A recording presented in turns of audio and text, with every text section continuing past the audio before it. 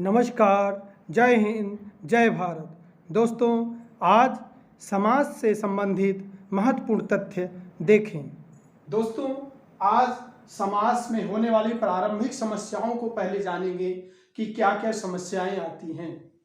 सबसे पहले पूछा जाता है समाज का शाब्दिक अर्थ। समाज का शाब्दिक अर्थ होता है संक्षिप्त करना। संक्षिप्त करना शाब्दिक अर्थ होता है संक्षिप्त करना। किसी भी पद को संक्षिप्त रूप से करना समास कहलाता है। प्रायः काव्यों में, साहित्य में सामासिक परंपरा बहुत ही प्राचीन काल से चली आ रही है।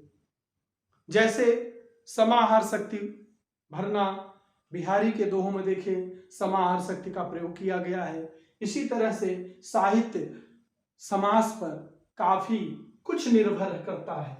तो आज दूसरा प्रश्न जो समस्या आती है हमारे सामने, दूसरी समस्या है कि सामासिक पद या समस्त पद किसे कहते हैं। सामासिक पद या समस्त पद किसे कहते हैं। तो समास में समास द्वारा बनाए गए शब्दों को, समास में समास द्वारा बनाए गए दो शब्दों को जो शब्द जुड़ते हैं वो सामासिक पद कहलाते हैं, या सामासिक पद या समस्त पद। समस्त सभी पद, समस्त का अर्थ ही होता है सभी पद। तो दोस्तों, इसी तरह तीसरी समस्या जो आज की है, पूर्व पद किसे कहते हैं। समास में पूर्व पद किसे कहते हैं। तो दोस्तों याद रखेंगे, प्रथम पद या पहला पद। समास में दो या दो से अधिक पदों का योग होता है।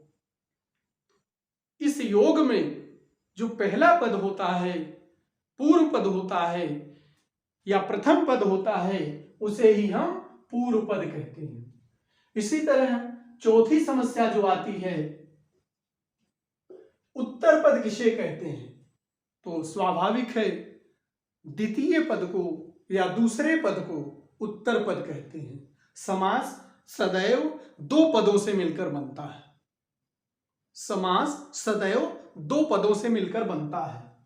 इसी तरह से पांचवा प्रश्न जो, पांचवी समस्या समास में जो आती है, समास विग्रह किसे कहते हैं। प्रायः दोस्त संधि विच्छेद और समास विग्रह में भ्रमित होते हैं। तो यहां ध्यान देना है कि समास विग्रह किसे कहते हैं। इसको आप जान लेंगे तो संधि को भी समझ लेंगे। संधि में विच्छेद क्या होता है, समास में विग्रह क्या होता है।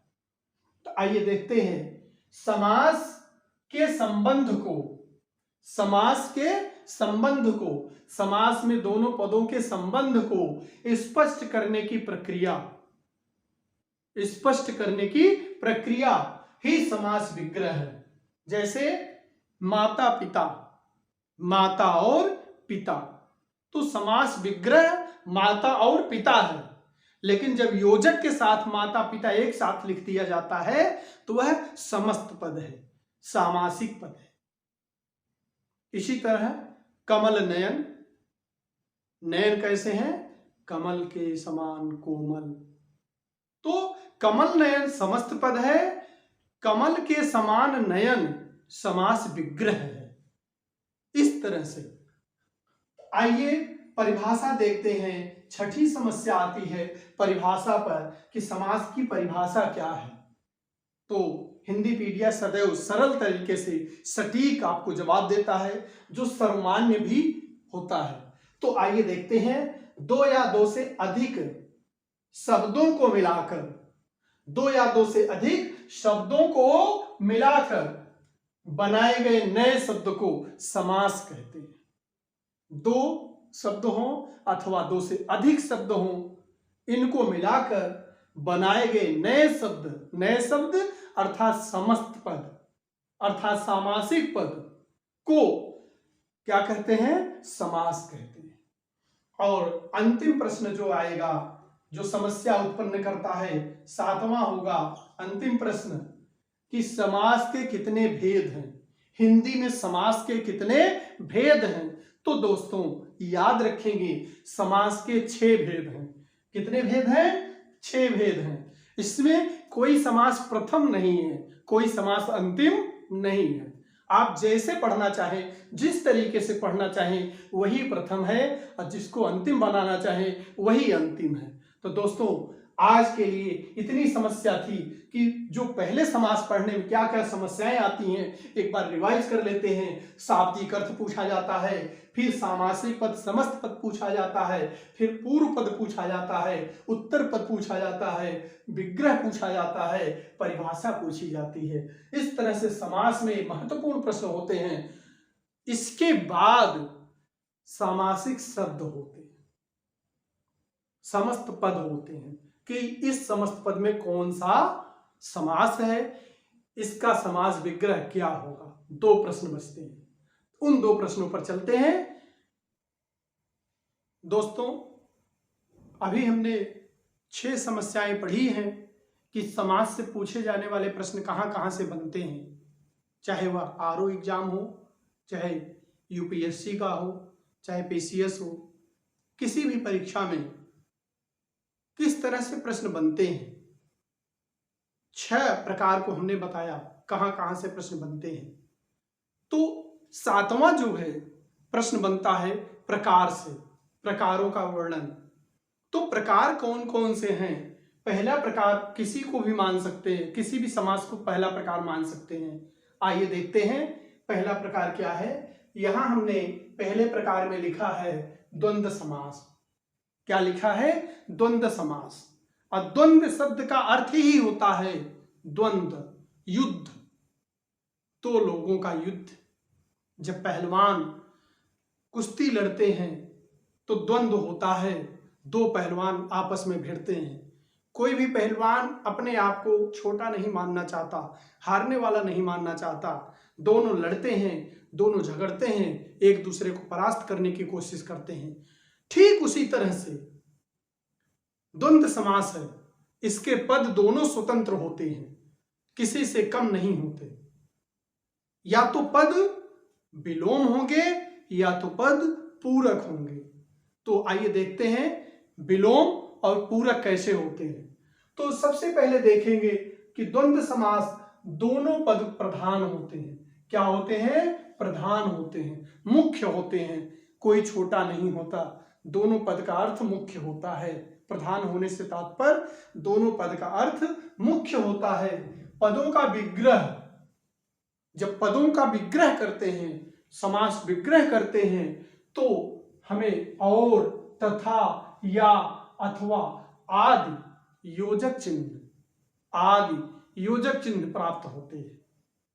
विग्रह करने पर आदि योजक चिन्हों का प्रयोग होता है। तो ये चीज हमें हमेशा याद रखनी है कि कौन कौन से योजक चिन्ह होते हैं। तो योजक का प्रयोग होता है, इन्हीं योजक चिन्हों का समास विग्रह करने में प्रयोग होता है। जब भी आप कोई समास विग्रह करें, इन योजक चिन्हों का प्रयोग हो तो जान लीजिए द्वंद्व समास ही। इसी तरह से इसमें हमें ध्यान देने की ये बात है कि दोनों पद पूरक होते हैं अथवा विलोम होते हैं। या तो दोनों पद पूरक होंगे एक दूसरे के अथवा विलोम होंगे। तो देखते हैं, कुछ उदाहरण के द्वारा स्पष्ट करते हैं। पहला शब्द लिया है पाप पुण्य। पाप पुण्य, पाप और पुण्य। तो पाप और पुण्य जो शब्द है, तो पाप और पुण्य, यहां योजक का प्रयोग हुआ और योजक का प्रयोग होने से यहां कौन सा समास हो गया? द्वंद्व समास हो गया। इसी तरह से दूसरा उदाहरण लिया है देश विदेश। ऐसे योजक चिन्ह लगते हैं, कभी कभी योजक चिन्ह नहीं भी लगे होते हैं, तो वहां हमें ध्यान देना है कि योजक है अथवा नहीं है। तो ध्यान देने की बात है। देश विदेश, तो देश तथा विदेश, यहां तथा योजक चिन्ह का प्रयोग होगा। तथा योजक चिन्ह का प्रयोग होगा, देश तथा विदेश। इसी तरह से तीसरा उदाहरण जो है अंदर बाहर, अंदर या बाहर, अंदर या बाहर। तो तीसरा उदाहरण है या योजक चिन्ह के साथ, या योजक चिन्ह के साथ तीसरा उदाहरण है अंदर या बाहर, तो अंदर या बाहर या योजक चिन्ह का प्रयोग होता है। तो इसी तरह से चौथा उदाहरण है बच्चे बूढ़े। बच्चे बूढ़े सभी दूसरों पर निर्भर होते हैं, चाहे बच्चे हों चाहे बूढ़े, सभी दूसरों पर निर्भर होते हैं, सभी को हेल्प की जरूरत होती है, सभी को दूसरे से आशा होती है। तो बच्चे और बूढ़े जब भी आप शब्द लिखें तो वहां एवं लिखना होगा। कौन सा योजक चिन्ह लिखना होगा? एवं। बच्चे एवं बूढ़े, बच्चे एवं बूढ़े, ध्यान रखेंगे। पांचवा उदाहरण है लेन देन। लेन देन बहुत अच्छा होता है, लेकिन लेकर भूल जाना बहुत बुरा होता है। लेकर भूल जाना बहुत बुरा होता है। दोस्तों, आप ले रहे हैं, लेते रहिए, खुशी मिलती है हमें, लेकिन हमारे चैनल को लाइक और सब्सक्राइब जरूर करिए। जो भी आप ले रहे हैं मैं निस्वार्थ दे रहा हूं, इसमें मेरा कोई स्वार्थ नहीं है। बस मैं ये चाहता हूं हिंदी अपनी पहचान बनाए, हिंदी से आगे बढ़ने वाला, हिंदी में कार्य करने वाला, हिंदी पढ़ने वाला कोई भी स्टूडेंट, कोई भी विद्यार्थी, कोई भी प्रतियोगी पीछे न रह जाए। इसलिए एक छोटी सी कोशिश है कि आप सभी इसके माध्यम से अपनी कमियों को, अपने परीक्षा में होने वाली समस्याओं को इसी तरीके से, सरल तरीके से, सटीक तरीके से दूर कर सके। आइए, लेना या देना, लेन देन का अर्थ हुआ लेना या देना। इसी तरह अगला उदाहरण है माता पिता। माता और पिता, माता और पिता, भाई और बहन, पिता और पुत्र, इस तरह से स्कूल और घर, घर और बाहर। तो जो भी है अंदर बाहर, अंदर या बाहर, तो या लगाना है, और लगाना है, अथवा लगाना है, एवं लगाना है, ये याद रखेंगे। यही सभी क्या है? योजक हैं, जोड़ने वाले चिन्ह, पदों को जोड़ने वाले चिन्ह योजक। दोस्तों, आज समास के भाग 1 को देखने के बाद भाग 2 का नोटिफिकेशन पाने के लिए चैनल को लाइक एवं सब्सक्राइब करें। धन्यवाद।